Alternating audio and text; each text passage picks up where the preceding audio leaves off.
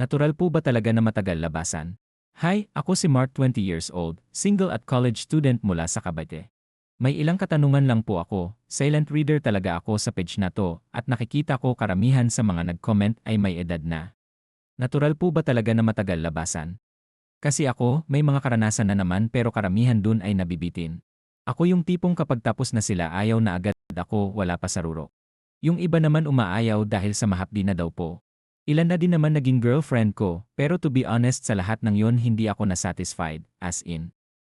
Wala sa kanila ang nilabasan ako. Naranasan ko naman nalabasan pero nagsasarili ako. Pero yung may kasama ako wala talaga.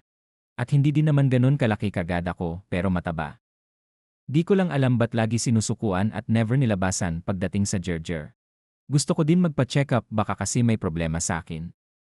Kaso nahihiya ako pag sinabi na ganon dahilan at bilang isang lalaki gusto ko din naman magkalahi balang araw. Confused lang po ako kung ako lang ba ang lalaking nakakaranas ng ganito. Maraming salamat po.